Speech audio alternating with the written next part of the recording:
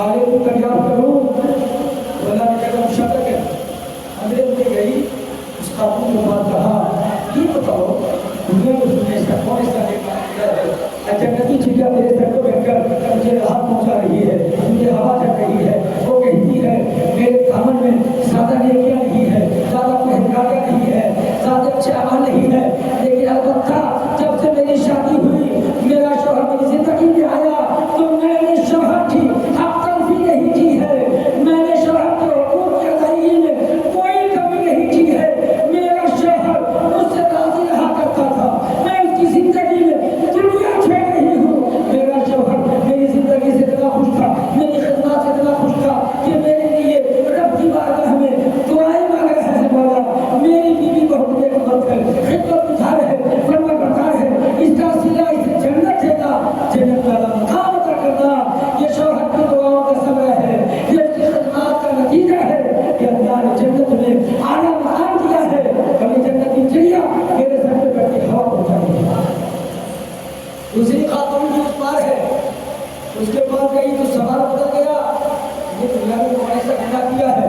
मैं खातून ये बताओ तुमने दुनिया में कौन ऐसा आपका नाराज करने वाला काम किया है कि आज चिड़िया तुमने सर पे ठोकर लगा रही है, चोट से ठोकर लगा रही है और तुम चीख रही हो, तुम चिल्ला रही हो और तुम्हारा पहुंचा रहा कहती है अमाल की कमी नहीं है, कसरत से मैं नेकियां कमाती थी, फराइज तो फराइज नवाफिल भी अदा करती थी।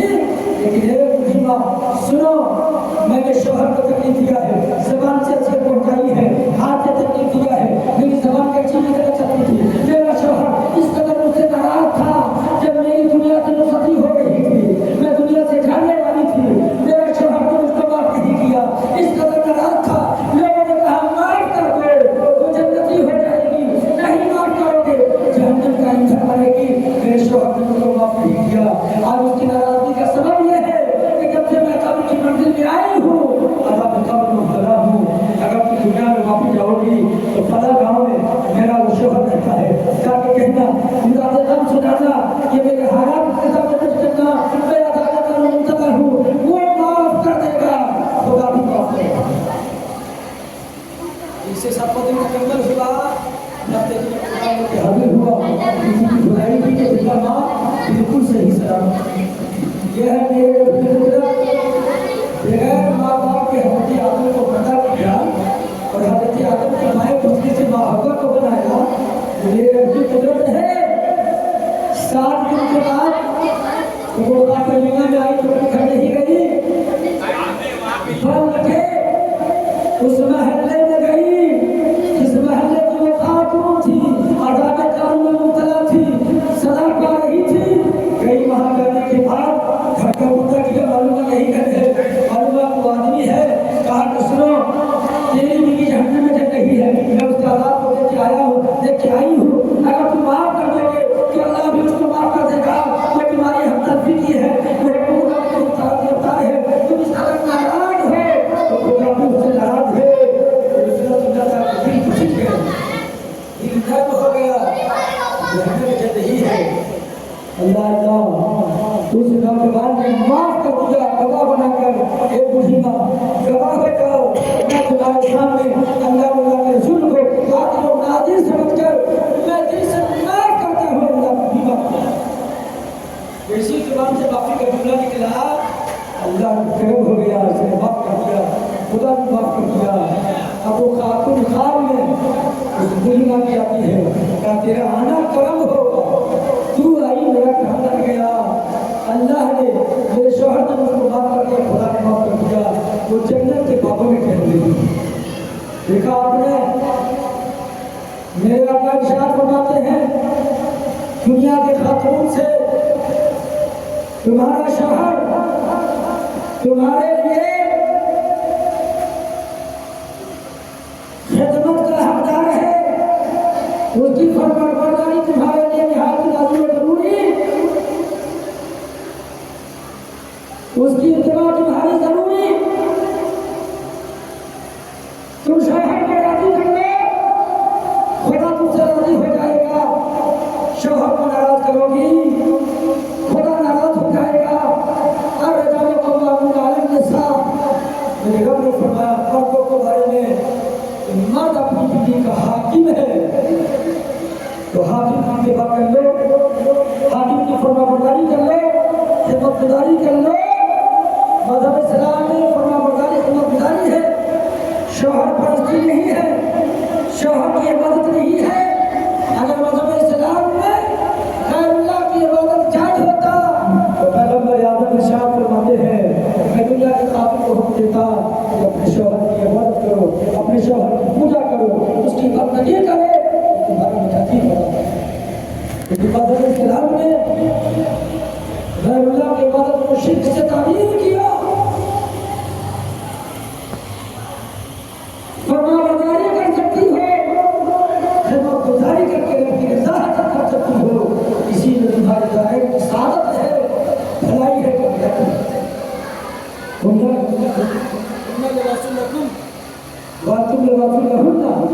औरतें मर्द का लिबास है, मर्द औरत का लिबास है, और ये लिबास काबिल इज़्ज़त व इहतराम है। इसलिए इस लिबास की कदर जानी घर में जन्नत बन गया। लिहाजा तुम में बेहतरीन मर्द वो है, अल्लाह फरमाते हैं, जो अपनी बीवी का ख्याल रखे। जब भी बाहर से आए तो कोई गिफ्ट, कोई तोहफा लेके आए, माँ के लिए भी आए, बाप के लिए भी आए, बीवी के लिए भी लेके आए, और कहीं ये स्पेशल तुम्हारे लिए है, उसके दिल में मोहब्बत पैदा होगी। दिलों को जीतना है तो अखलाक रसूल से सबक हासिल कीजिए। मेरे आका ने अखलाक से दिलों को जीता है और दिलों को हुक्मरानी की है, उसका कलेजा चौड़ा हो जाएगा। बीवी कहने पर मजबूर होगी, मेरा शौहर मुझसे इतनी मोहब्बत करता है, घर में है तो मोहब्बत करता है, बाहर में है तो मोहब्बत करता है, घर में है तो ख्याल रखता है, बाहर में है तो ख्याल रखता है, ये मोहब्बत ही है। वो मेरे लिए स्पेशल समाज में मुझे लगा तो मोहब्बत पैदा होगी, सच्चा प्यार पैदा होगा। और यही तरीका खातून को इख्तियार करना है। हुकूम चौधरी की तालीम हासिल करो। शौहर घर में है तो लाई की ताज़ीम है, घर से बाहर है तो लाई का एहतराम है। घर की एक एक चीज बगैर शौहर के इज़्ज़त के, बगैर शौहर की इजाज़त के आप नहीं दे सकती। ये शौहर की अमानत है, तुम भी शौहर की अमानत हो। घर के सारे सारे सामान शौहर की अमानत है, बगैर इजाज़त के आप नहीं दे सकती। आइए एक बात सुन लीजिए हदीस की रोशनी में, उसके बाद खत्म होगी। सैयदा तैयबा मलका फिरदौस से भरी हसनैन करीमैन की माँ फातिमा रज़ियल्लाहु तआला अन्हा अपने बाप से पूछती है, जन्नत में मेरे जन्नती साथी कौन है? दुनिया ही का इंसान सबका जन्नती साथी होगा, खातून का भी जन्नती साथी, मर्दों का भी जन्नती साथी। जरूर है कि दुनिया में निकाह है, निकाह में मर्द नहीं होगा, मिले किसी का मर्द जहन्नमी होगा, बीवी जन्नती होगी, किसी की बीवी जहन्नमी है तो मर्द जन्नती है। शौहर मर गया, बीवी मर गया है तो जन्नत खत्म। मर्द फौरन निकाह कर सकता है, 4 महीने तक सब काटेगी तब वो किसी निकाह कर सकती है।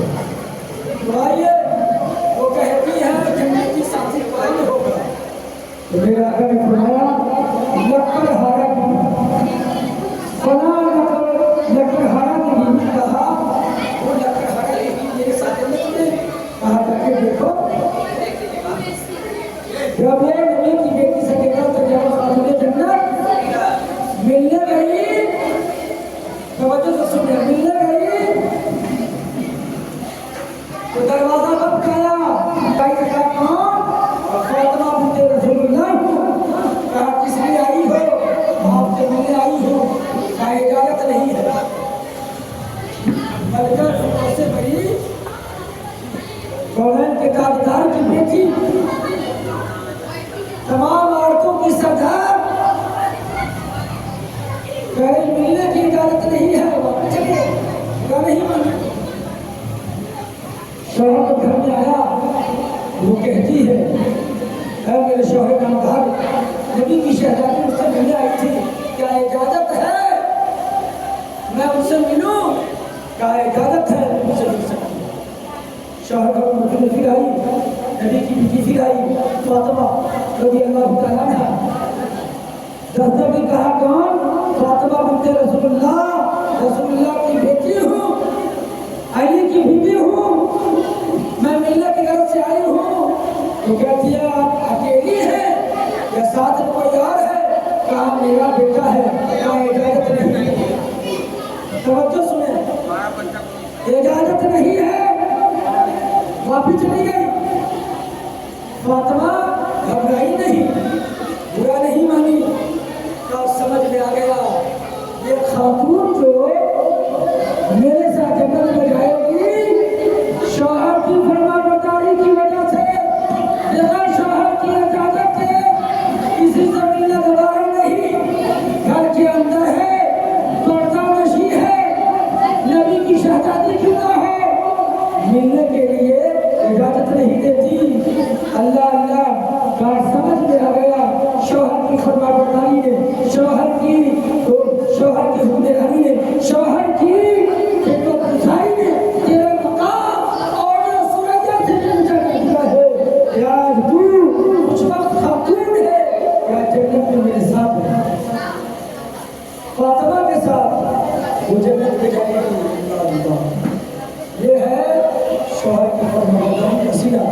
सुन्ना लिबासुल लहुन वातुल लिबासुल लहुन्ना, औरतें मर्द का लिबास है, मर्द औरत का लिबास है। ये लिबास आगे जो इख्तिलाफ है इसकी कद्र की जाए और घर को नमूने जन्नत बनाया जाए। देखिए